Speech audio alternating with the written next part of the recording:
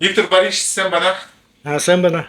прошлый ваш ролик на моем канале очень хорошо зашел, понравился людям, было очень много комментариев, ну и вообще произвел на зрителей большое впечатление. Я очень рад, что вы появились в Ютубе, и я слышал, что вы собираетесь свой канал завести сейчас, да?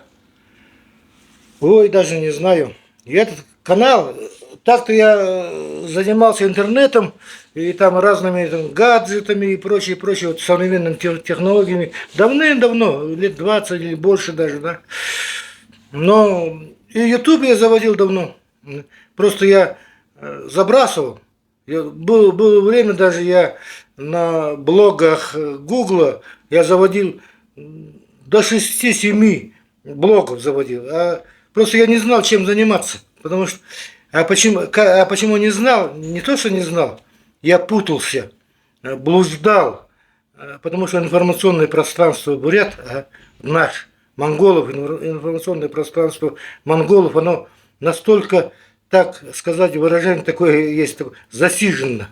Мухами засижено. Бывает, вот, место засиженное мухами, да. А мне хотелось, чтобы пространство... И это пространство, именно информационное пространство, оно создает человека.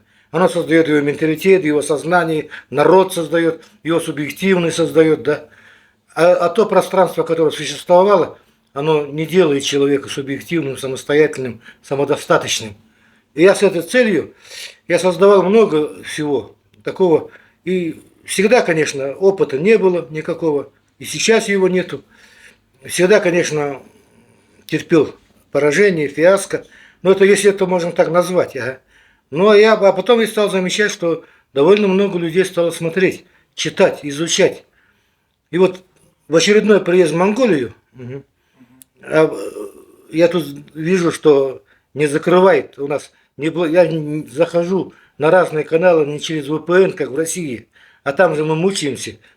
Монголы до меня не могут позвонить, я не могу им позвонить. А тут приехал, все свободно, все открыто. И вдруг я решил, вдруг посмотрел свой YouTube и подумал, а почему бы его не оживить, не начать снимать? Ну, отличная идея, действительно. Не начал. И мы сегодня поговорим о том, о чем вы будете говорить, и в том числе о информационном пространстве бурят-монголов, в целом монгольского мира, да? Да. Видите, мы разделены, вот монголы, мы разделены границами, живем в основном, в большинстве своем, 3 такие части. Вот. Арусый монгол, Хетте монгол, монголы, монгол-соговый монгол. 3 части разделенные.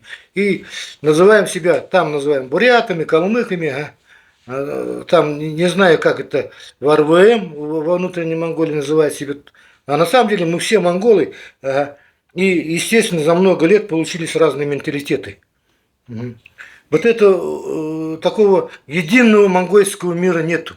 Нету. Информационного пространства для всех монголов единого нет. И исторически уже не может быть. Значит, надо как-то создавать такое пространство. Пытаться объединить всех в одно. Всем сказать, что чи монгола ертенцем кунчиш. Ты человек монгольского мира. Никакого другого. Только такого мира ты человек. Нельзя сидеть, по-русски говоря, на 2 стульях, на 3 стульях, или одновременно на 2 машинах ездить невозможно. Значит, ты должен быть в своем мире находиться. А кто такое пространство им открывал? Вот сейчас люди говорят о Бурятии, говорят о Багинском округе, о каких-то там о какой-то независимости. Но это в первую очередь должна быть независимость, надо завоевывать каким-то. Вот тогда только, может быть, она с неба не падает. Это могут сделать только умные люди, развитые люди. А неразвитый человек, он ничего не создаст. Он только болтовня и все. И превратится в эту болтовню. И значит, надо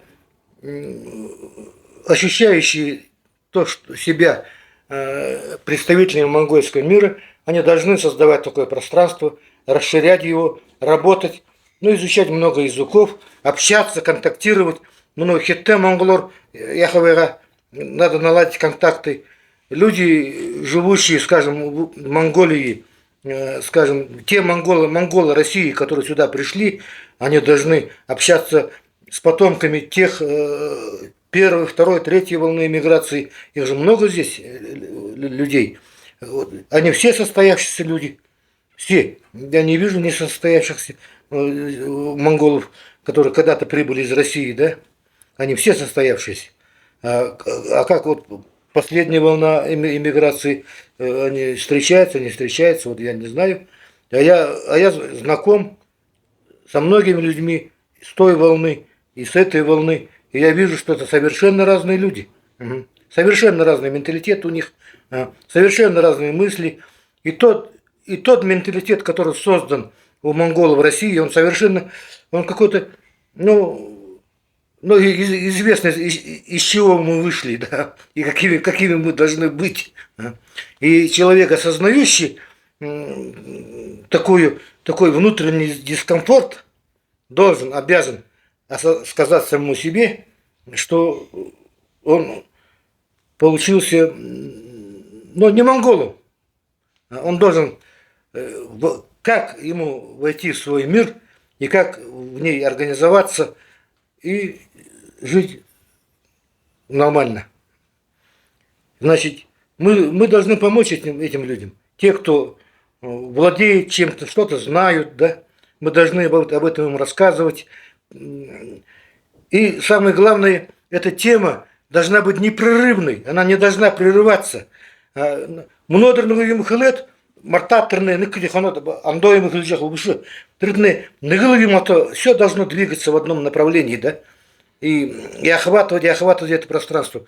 Мы же противостоим, на самом деле мы противостоим огромным, большим другим мирам, которые поглощают нас.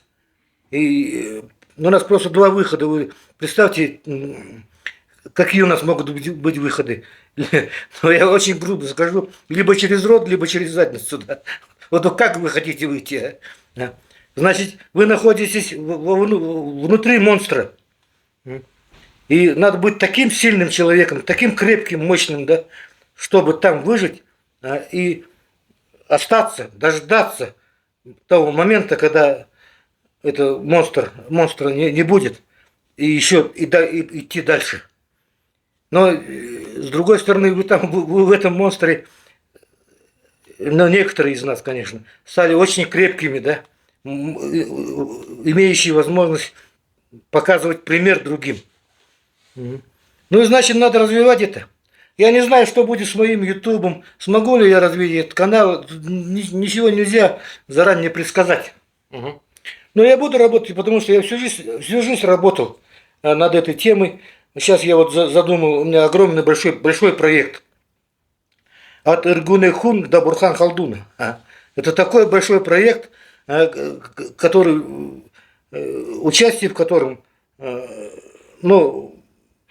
можно сказать, что такой с монголом может быть один раз в жизни. Первый раз пройти от Иргуне-Хун до Бурхан-Халдуна. А почему я так свободно и смело об этом говорю? Да потому что я там жил и ходил по этим местам, и знаю, что это такое, и где это находится. И весь этот маршрут я сам пешком прошел.